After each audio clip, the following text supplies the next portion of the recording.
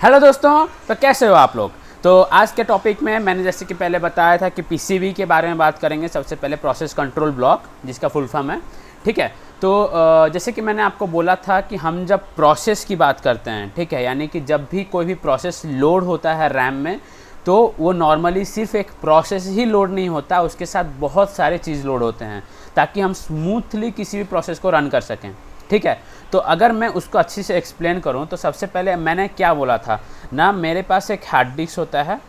ठीक है, hard disk में मेरा कोई भी एक प्रोग्राम रहता है। सपोज़ कि क्रोम है, क्रोम का एग्जीक्यूटेबल फाइल है।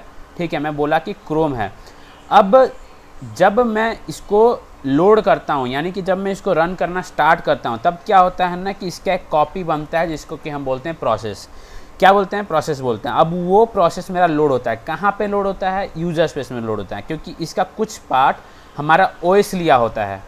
ठीक है कि नहीं? मैंने बोला था कि जहाँ पे भी ओएस लोड होता है वो होता है मेरा ओएस स्पेस, और जहाँ पे भी और जो रेस्ट ऑफ द पोजीशन होता है वो होता है मेरा यूजर स्पेस। ठीक है,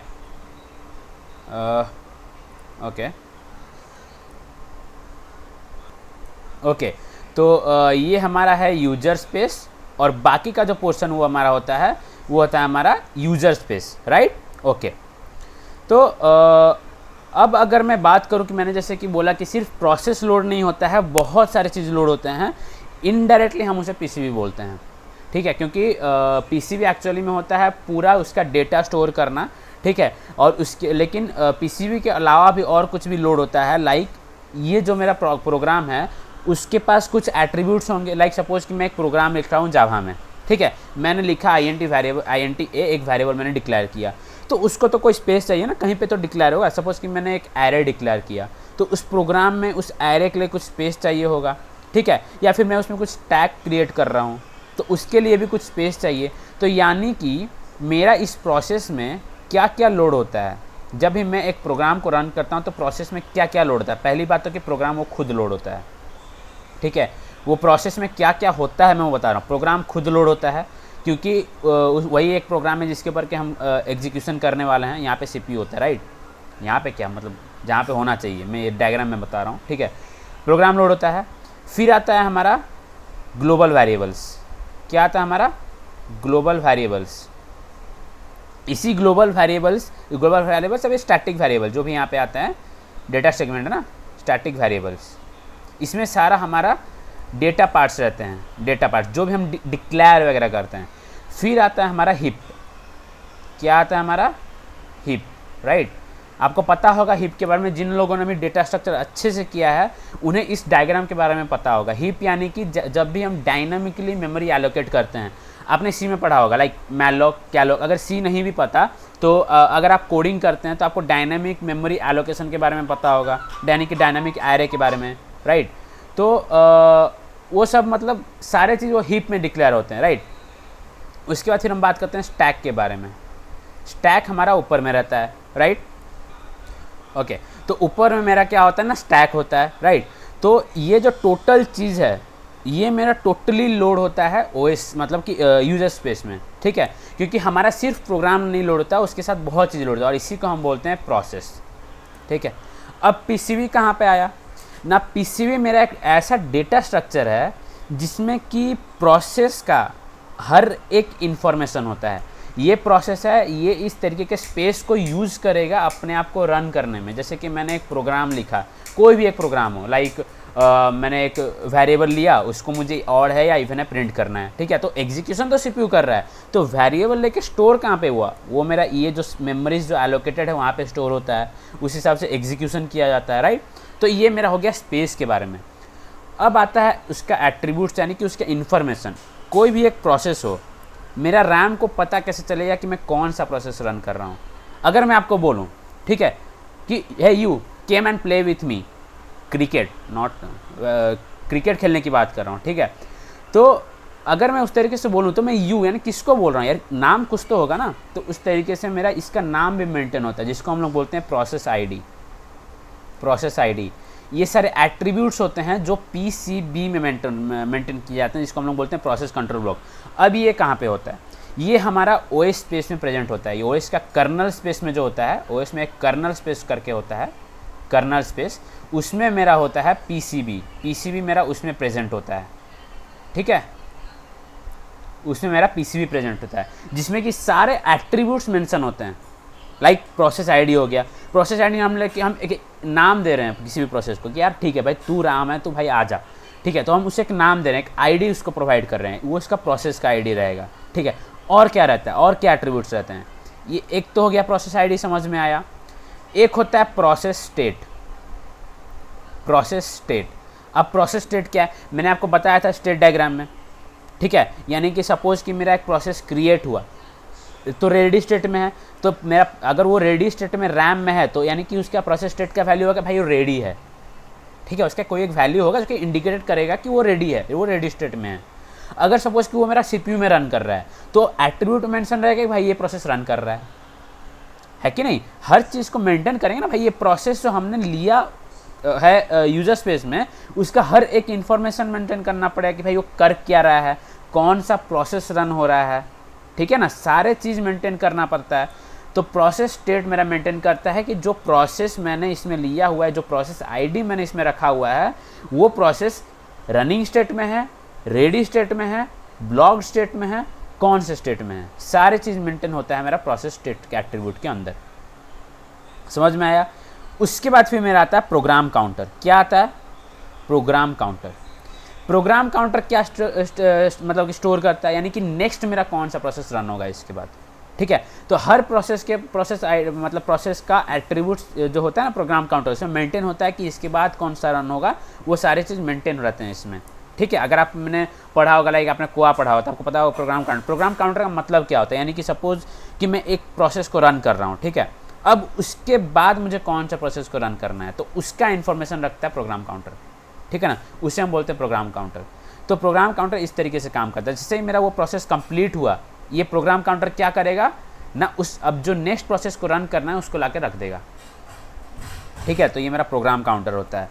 फिर हम बात करते हैं प्रोग्राम काउंटर के बाद प्रायोरिटी, ठीक है। प्रायोरिटी यानी कि हर प्रोसेस का कोई ना कोई प्रायोरिटी होता है। लाइक मैं बोलूँ कि P1 एक प्रोसेस है, उसका प्रायोरिटी है 5, P2 सपोज कि मैं एक एग्जांपल दे रहा हूँ, P1 का प्रायोरिटी है मेरा 5, P2 का प्रायोरिटी है मेरा 2, तो ये मेरा मेंशन होगा प्रायोरिटी वाले एट्रीब्यूट में, भाई किसका प्रायोरिटी कितना है।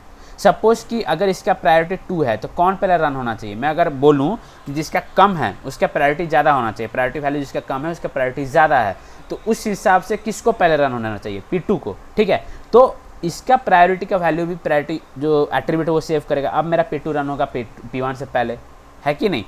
तो ये एक एट्रीब्यूट है जो कि मेंशन रहता है मेरा पीसीबी के अंदर। अब नेक्स्ट एट्रीब्यूट की तरफ चलते हैं।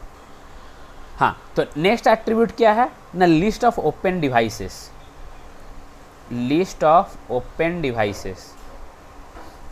डिवाइसेस ना, ये क्या स्टोर करता है ना, कोई भी एक प्रोसेस कितने डिवाइसेस को यूज़ कर रहा है, यानी कि कितने डिवाइसेस को करंटली यूज़ कर रहा है, उसका भी इंफॉर्मेशन मेरा पीसीबी मेंटेन करता है, ठीक है। अब ये क्यों मेंटेन करता है उसके बारे में भी समझेंगे अभी थोड़ी देर में। इसके बाद और 2 पॉइंट है जिसको टोटल मिला के हम समझेंगे कि ये मेंटेन क्यों करता है। आपको पता चला कि प्रोसेस आईडी क्यों मेंटेन करता है, भाई नाम तो होना चाहिए ना।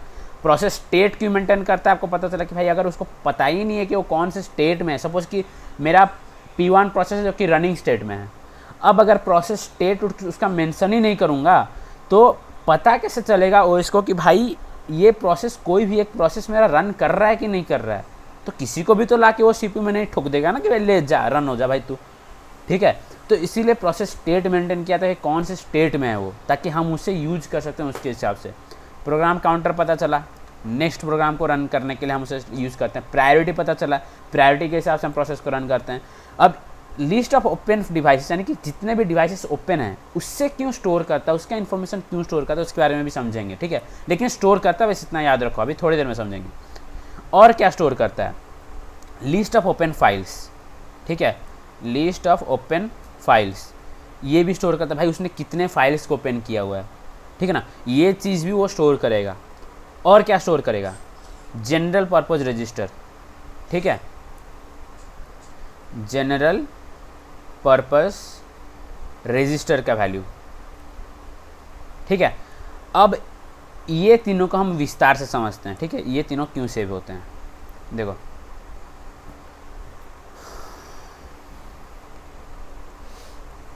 ओके, तो हम उसे समझते हैं कि वो 3 एट्रीब्यूट्स को हम एक्चुअली में स्टोर किस लिए करते हैं, ठीक है। तो अगर मैं बात करूँ हार्ड डिस्क की, ठीक है, यहाँ पे मेरा क्या होता है, हार्ड डिस्क होता है नॉर्मली, ये मेरा रैम है सपोज़, ठीक है।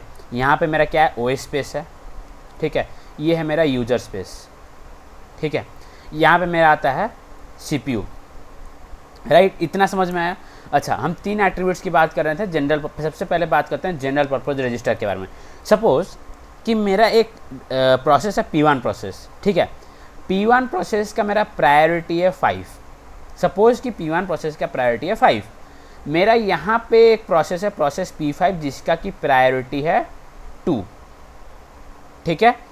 अब मेरा रैम में, सपोज एक एग्जांपल दे रहा हूँ कि रैम में और कोई भी प्रोसेस नहीं है, तो मेरा ओएस क्या करेगा, इस प्रोसेस को रन करवाएगा। तो ये प्रोसेस मेरा यहाँ पे गया, प्रोसेस P1 अभी रन हो रहा है, और लेकिन यहाँ पे बहुत सारे रजिस्टर्स होते हैं जो कि कुछ वैल्यूज़ स्टोर करते हैं रन होने के लिए। सपोज़ कि मेरे यहाँ पे 2 रजिस्टर्स हैं, एक है R1 रजिस्टर, एक है R2 रजिस्टर। R1 स्टोर कर रहा है सपोज़ कि 011, R2 स्टोर कर रहा है 101। ये वैल्यू स्टोर है रजिस्टर्स में, ठीक है। ये रन हो रहा है, अभी P1 रन हो रहा है, P1 का रन अभी ख़त्म नहीं हुआ है।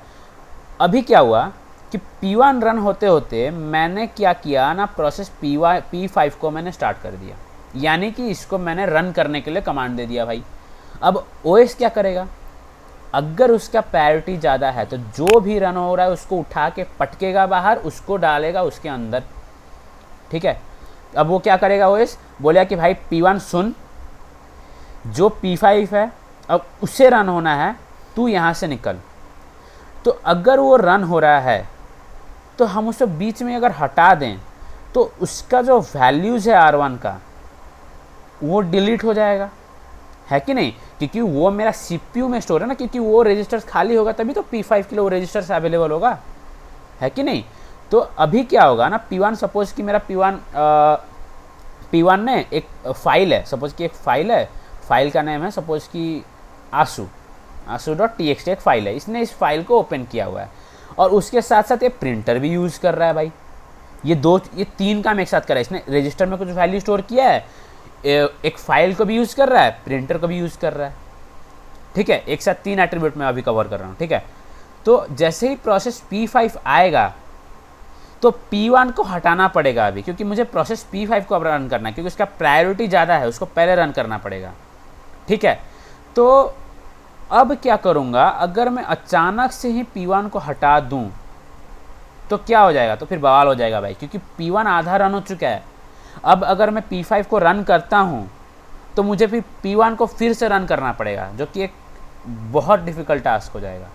तो इसीलिए OS क्या करता है ना, अपने कर्नल स्पेस के PCB में 3 एट्रीब्यूट्स और सेव करता है, लाइक जनरल पर्पज रजिस्टर का वैल्यू, यानी कि इसका जो ये वैल्यू था ये अब वो यहाँ पे सेव कर देगा। बोलेगा कि भाई R1 में सेव था इतना, R2 में सेव था 101, और बोलेगा कि मैंने फाइल क्या ओपन किया था, मैंने फाइल ओपन किया था asu.txt प्रोसेस P1 के लिए। और क्या सेव करेगा, बोलेगा कि भाई मैंने डिवाइस क्या यूज़ किया हुआ है, मैंने डिवाइस यूज़ किया था प्रिंटर, कहाँ तक यूज़ किया था वो भी स्टोर करेगा, ताकि मेरा जो प्रोसेस है ना, जहाँ तक भी रुका हुआ है वहीं से फिर से शुरू हो जाए। अगर मेरा P5 जाता है अंदर, सपोज़ कि मेरा P5 आया, ठीक है, P5 मेरा यहाँ पे आया, तो जब भी मेरा P5 का रनिंग ख़त्म होगा उसके बाद जब भी मेरा P1 फिर से CPU में जाएगा, जिस स्टेट तक वो अपना काम ख़त्म किया था, आधा भी ख़त्म किया हो, तो आधा के बाद वो फिर स्टार्ट करेगा अपना एग्जीक्यूशन, ठीक है। वो जहाँ तक भी किया था उसके बाद करेगा, उसको फिर से रन नहीं करना पड़ेगा। यही सबसे बड़ा बेनिफिट है इस 3 रजिस्टर को और सेव करने में, मतलब 3 रजिस्टर को बोल रहा हूँ मैं, एट्रीब्यूट्स को और सेव करने में, ठीक है। तो ये सारे एट्रीब्यूट्स आप लोगों को समझ में आया। और एक एट्रीब्यूट है जो कि है प्रोटेक्शन। प्रोटेक्शन किस तरीके से प्रोवाइड किया जाता है, प्रोटेक्शन ऐसे ना, सपोज कि मैं एक प्रोसेस रन कर रहा हूँ, वो प्रोसेस किसी और प्रोसेस का इंफॉर्मेशन या फिर किसी और प्रोसेस का स्पेस ना ले, ये भी मेरा पीसी भी मेंटेन करता है, ये भी मेरा पीसी भी चेक करता रहता है, ठीक है। तो ये है सारा पीसीबी और उसके एट्रीब्यूट्स के बारे में, ठीक है। तो अभी आप लोगों को समझ में आ गया होगा कि प्रोसेस क्या होता है, प्रोसेस के साथ क्या क्या लोड होता है, एट्रीब्यूट्स क्या होते हैं। तो जितना भी समझ में आया, कोई भी डाउट हो अगर मैं कहीं पे भी लैग कर रहा हूँ आप उसे भी कमेंट कर सकते हैं, कुछ भी हो, कुछ भी प्रॉब्लम हो आप मुझे कमेंट कीजिए, मैं रिप्लाई दूंगा। लाइक शेयर कमेंट ठोकते रहिए, सब्सक्राइब करो यार, और भी वीडियो जाएंगे। ठीक है, चलो फिर मिलते हैं नेक्स्ट क्लास में।